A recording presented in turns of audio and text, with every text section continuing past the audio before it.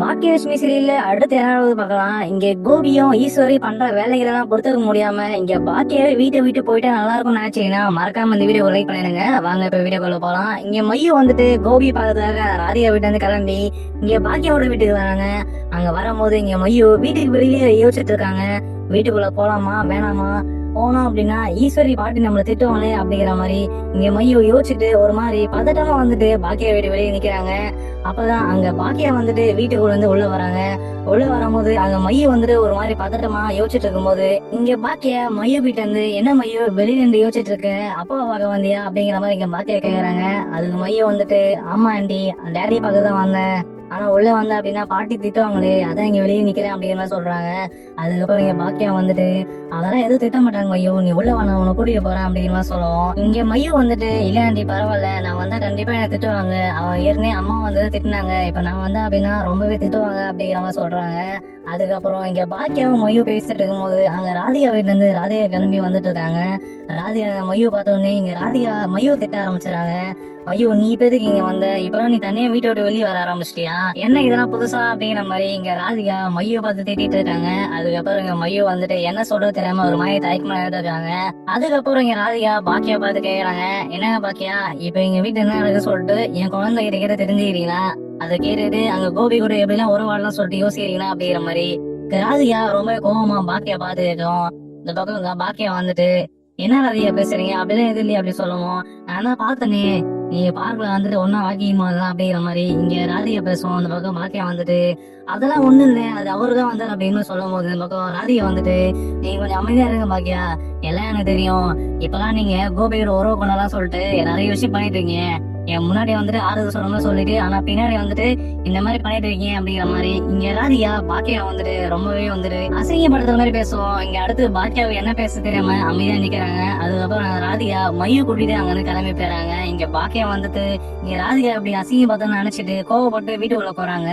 வீட்டுக்குள்ள போன உடனே இங்க ஈஸ்வரி கோபி இனியா சரி எல்லாருமே சிரிச்சு பேசிட்டு இருக்கும்போது இங்க பாக்கியா நிறைய பார்த்துட்டு ரொம்ப கோவப்படுறாங்க.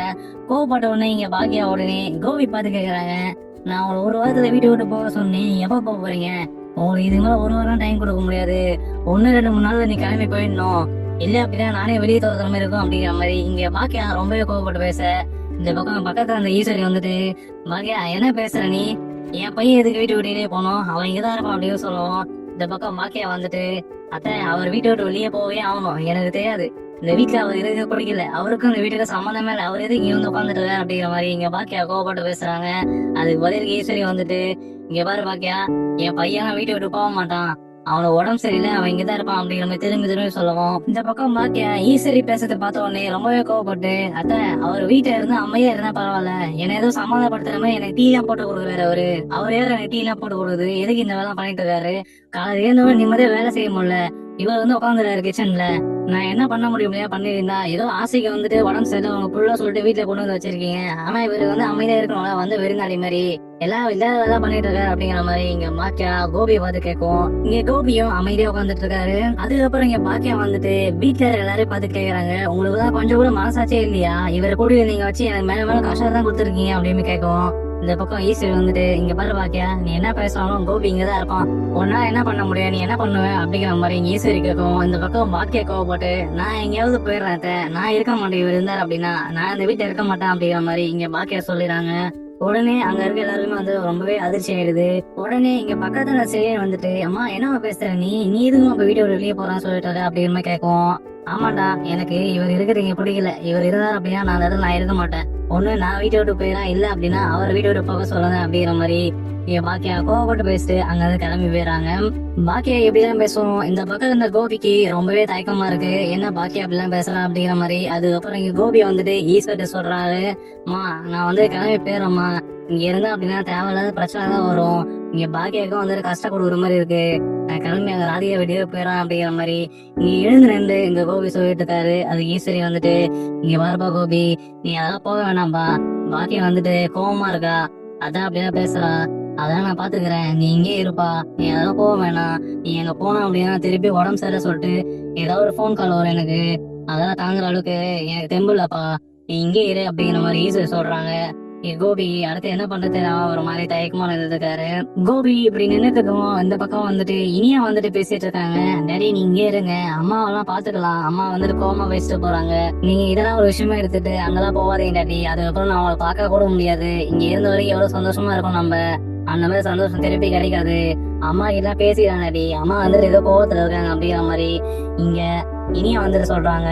அதுக்கு கோபி வந்துட்டு ஒரு மாதிரி நின்னுதே இருக்காரு. அதுக்கப்புறம் இங்க செயின் வந்துட்டு அப்பா நீங்க அதெல்லாம் மனசை வச்சுக்க அப்படின்னு சொல்லிட்டு இருக்கும்போது இங்க உடனே கோபி வந்துட்டு நெஞ்சு வலி வருது. இங்க கோபிக்கு நெஞ்சு வலி வரும். உடனே கோபி வந்துட்டு நெஞ்சு மேல கை வச்சுன்னு அப்படியே சோபால சாயிறாரு. அப்படி சாயும் போது இந்த பக்கம் இந்த எல்லாருமே ரொம்ப பதறி போயிட்டு கோபி என்னாச்சு என்னாச்சு அப்படிங்கிற மாதிரி ஈஸ்வரி பிடிக்கிறாங்க. அதுக்கப்புறம் இங்க செயின் வந்துட்டு கோபியை பிடிச்சிட்டு என்னப்பா ஆச்சு அப்படின்னு கேட்கும். நெஞ்சு வலி சரியா அப்படிங்கிற மாதிரி கோபி சொல்றாரு. உடனே செயின் வந்துட்டு டாக்டர் கால் பண்ணி வர வைக்கிறாரு. உடனே இங்க வழியில வந்துட்டு துடிச்சிட்டு இருக்காரு கோபி.